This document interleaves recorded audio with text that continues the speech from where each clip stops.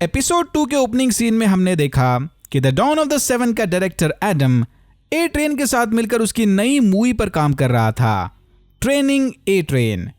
ए train की इस fake biopic movie में डायरेक्टर साहब ने उसके white coach AKA will Feral को ए ट्रेन की सक्सेस का सारा क्रेडिट दिया था।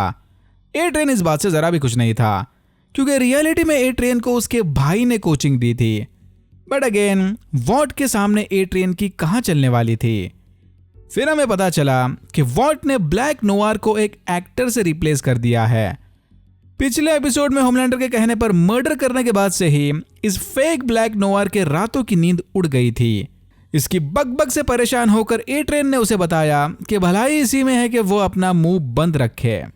ब्लैक नोवार ज्यादा बात नहीं करता था, इसे भी मेथड एक्टर की तरह अपना मुंह बंद रख के ब्लैक नोवार का कैरेक्टर प्ले करना होगा।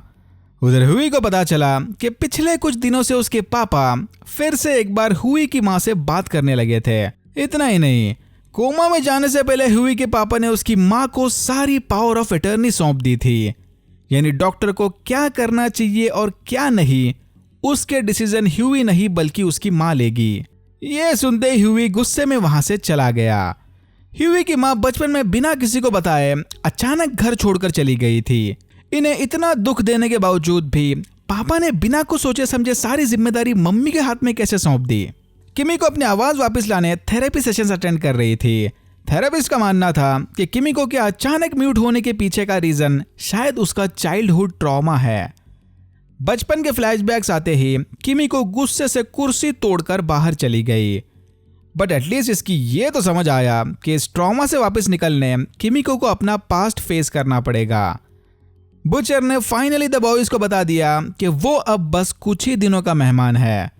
यह सुनकर बुचर को सपोर्ट करने की बजाय MM ने उल्टा उसे द बॉयज के ग्रुप से ही निकाल दिया, क्योंकि करंट कंडीशन में बुचर द बॉयज के लिए एक लायबिलिटी बन सकता है और ये CI के लिए डेंजरस मिशन अंजाम देने वाले बॉयज हैं, एक दूसरे का साथ देकर पिकनिक मनाने आए मंजूमल बॉयज नहीं। वॉर्ड की मार्केटिंग टीम ने रायन को लॉन्च करने के लिए होमलैंडर जैसा ही कॉस्ट्यूम बनाया था। रायन का नया सूप नेम होगा होम बॉय। होमलैंडर को यह आइडिया बहुत ही पसंद आया, बट सिस्टर सेज को यह आइडिया बड़ा ही क्रिंजी और बेतुका सा लगा। सिस्टर सेज का मानना था कि रायन को होमलैंडर की परछाई से निकलकर अपनी अलग इमेज बनानी चाहिए। वैसे भी फैंस को लोन रेंजर टाइप हीरोज ज्यादा पसंद आते हैं, ना कि साइड किक्स। ये सुनते ही होमलैंडर का सारा ईगो चकनाचूर हो गया, बट फिर भी इसने सिस्टर सेज के प्लान को अप्रूव कर दिया। नए प्लान के मुताबिक रायन एक स्टेज रॉबरी को अकेला रोककर सोशल मीडिया पर तहलका मचा देगा। एशली ने लिफ्ट में घुसकर सेज को चेतावनी दी कि वो होमलैंडर के फ्रेजाइल ईगो के साथ ज्यादा ना खेले, पता नहीं होमलैंडर की कब सटक जाए। कुछ देर बाद ही यहाँ डीप भी आ गया। डीप ने सजेशन दिया कि वो भी रायन के सोलो सेव में साइड कैरेक्टर का रोल प्ले करना चाहता है, बट एशली ने डीप की इंसल्ट करते हुए उसके आइडिया को रिजेक्ट कर दिया। एशली के जाने के बाद सेज ने डीप को बताया कि उसका आइडिया सेज को बहुत पसंद आया और अगली बार से डीप को ध्यान रखना चाहिए कि एशली जैसी नॉर्मल ह्यूमन डीप के आगे आवाज चढ़ाकर बात नहीं करनी चाहिए। समय आ गया है कि सूप सब एशली को उसकी असली औकात दिखा दें। द बॉयज ने सिस्टर सेज के फोन को हैक करके पता लगाया कि वो आज रात किसी स्पेशल इवेंट को अटेंड करने जाने वाली है। MM फ्रेंची और किमिको सिस्टर सेज के पीछे चले गए, तो एनी और ह्यूवी ए ट्रेन से सबूत इकट्ठा करने चले गए।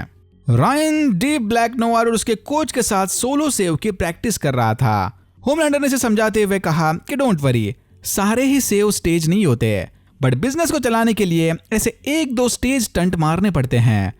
फिर होमलैंडर ने PR टीम को रायन का फ्यूचर डिस्कस करते हुए सुना कि कैसे डाउन ऑफ द 7 को बनाते वक्त इन्हें ढेर सारा पैसा डाल के VFX के जरिए होमलैंडर को जवान दिखाना पड़ा, यानी होमलैंडर अब बूढ़ा हो रहा था। रायन जैसा नया हीरो मिलते ही इन्हें वो खर्चा नहीं करना पड़ेगा।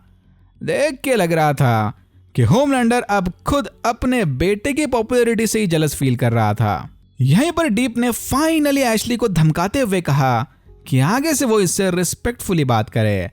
एशली का डरा हुआ चेहरा देखकर यह साफ जाहिर हो रहा था कि वो अब कभी डीप की इंसल्ट नहीं करेगी। MM फ्रेंची और किमिको सेज का पीछा करते हुए ट्रूथ कॉन इवेंट चले आए। सरप्राइजिंगली बुचर ऑलरेडी यहाँ इनका इंतजार कर रहा था। बुचर ने एमएम का कंप्यूटर को हैक करके इनकी प्लानिंग जान ली थी। ट्रूथकॉन में लगे इस पोस्टर को देखकर किमिको को पीटीएसडी अटैक्स आने लगे और वो मिशन को छोड़कर बियर पीने चली गई। द बॉयज ने देखा कि सेज फायर क्रैकर के लाइव पॉडकास्ट को अटेंड करने गई है। ये सब भी चुपचाप ऑडियंस में जाकर बैठ गए। किमिको ने भी 7-8 बियर्स लगाने के बाद इन्हें ज्वाइन कर लिया। फ्रेंची और किमिको फायर क्रैकर के असिस्टेंट स्प्लिंटर के पीछे चले गए। यहीं फ्रेंची को पता चला कि किमिको फुल ऑन नशे में धुत है। स्प्लिंटर के पास खुद के कॉपीज बनाने के पावर्स थे। इसका पीछा करते हुए फ्रेंची और किमिको इस टीम रूम में पहुंच गए, जहां आत्मनिर्भर स्प्लिंटर फायर क्रैकर्स के फोटो को देखते हुए खुद को हल्का कर रहा था। यह अजीब सा मुजस्समा देखते ही किमिको और फ्रेंची वहां से फौरन भाग गए। उतरैनी और ह्यूवी ए ट्रेन पर नजर रखे हुए थे, जो चुपके से अपने नेफ्यू से मिलने गया था। अपने बच्चों को ए ट्रेन के साथ घूमता देख नेथन काफी गुस्सा हो गया। नेथन ने इन्हें बताया कि उसका भाई ए ट्रेन एक फेक सुपर हीरो है और उसके सारे सेव्स बस दिखावा है। यह सुनते ही ए ट्रेन वहां से नाराज होकर चला गया। फायर क्रैकर के ट्रूथ बॉम्ब पॉडकास्ट से इंप्रेस होकर सेज ने उसे सीक्रेट मीटिंग के लिए बुलवा लिया। एमएम और बुचर चुपके से इन दोनों का कन्वर्सेशन रिकॉर्ड कर रहे थे। बुचर ने सेज को यहीं इसी वक्त मारने का प्लान बनाया। यह सुनते ही एमएम गुस्से से बुचर को हॉल के बाहर ले गया, क्योंकि द बॉयज यहां खून करावा नहीं बल्कि सिर्फ सर्विलेंस मिशन पर आए थे। बाहर आते ही बुचर ने एमएम की दुखती रग पर हाथ रखकर उसकी बीवी का टॉपिक निकाला। मोनिक का टॉपिक निकलते ही एमएम ने बुचर की धुलाई शुरू कर दी। एमएम को लगा था कि द बॉयज का लीडर बनने के बाद शायद बुचर और एमएम साथ मिलकर हंसी खुशी काम कर सकते हैं, बट क्लियरली ये चीज पॉसिबल नहीं थी। ह्यूवी और एनी ने वापस आकर देखा कि ए ट्रेन द बॉयज के एचक्यू में उनका इंतजार कर रहा था। ए ट्रेन ऑलरेडी जानता था कि ये दोनों उस पर नजर रखे हुए हैं, बट क्योंकि इन दोनों ने ए ट्रेन को उसकी फैमिली के सामने शर्मिंदा नहीं किया, ये उनके लिए एक गिफ्ट लेकर आया है। होमलैंडर के 3 फैंस को मारने के जुर्म में स्टारलाइटर्स के 2 सपोर्टर्स जेल में थे। ए ट्रेन ने इन्हें एक यूएसबी ड्राइव थमा दिया, जिसमें उन दोनों के बेगुनाह होने के सबूत थे। यूएसबी ड्राइव वाली वीडियो फुटेज से यह साफ जाहिर हो रहा था कि टॉड और बाकी 2 विक्टिम्स मरने से पहले अलग लोकेशन पर थे।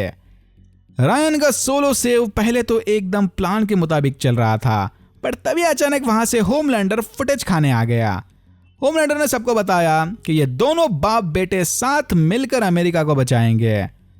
होमलैंडर को अचानक से वहां देखकर सारे कंफ्यूज हो गए।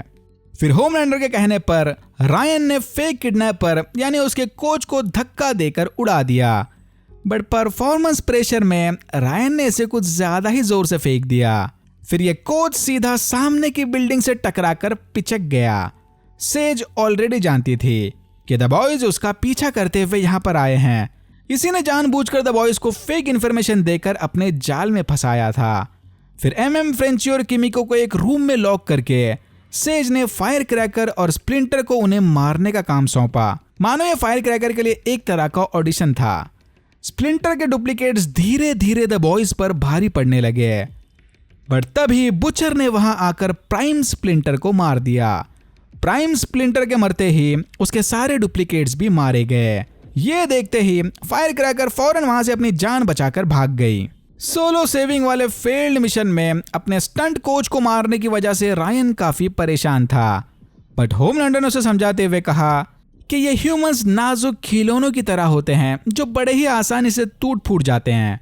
रायन उनसे कहीं ज्यादा सुपीरियर है, उसे इन छोटी मोटी चीजों पर ज्यादा ध्यान नहीं देना चाहिए। बट रायन का रोना तो रुकने को तैयार नहीं था।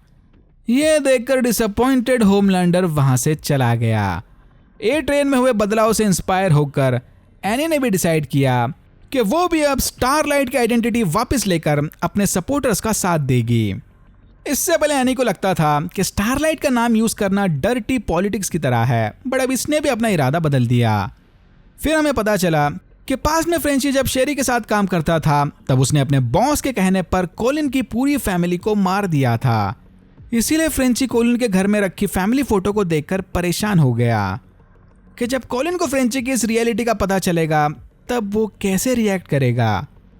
ह्यूवी ने हॉस्पिटल जाकर उसकी मम्मी को बताया कि वो उसके पावर ऑफ अटर्नी को लीगली चैलेंज करेगा। अपने बेटे के मन में खुद के लिए इतनी नफरत देखकर डैफ्नी काफी दुखी हो गई। किमिको थेरेपिस्ट के पास जाकर वापस अपनी थेरेपी शुरू करने वाली थी, बट तभी उसे पता चला कि किमिको के बचपन के किडनैपर्स आसपास के एरिया में ही हैं। बुचर ने द बॉयज के HQ जाकर MM को बताया कि मरने से पहले उसे रायन को बचाने वाले आखिरी मिशन में MM की मदद चाहिए। बट अफसोस MM का मानना था कि अब इस चीज में काफी देर हो चुकी है। और यहां होता है एपिसोड 2 खत्म। अगर आपको वीडियो अच्छा लगा तो please like share and subscribe for more videos like this. मैंने ऐसे और भी वीडियोस बनाए जिनके लिंक्स आपको डिस्क्रिप्शन बॉक्स में मिल जाएंगे। Thank you very much for watching and I am hoping to see you in my next one.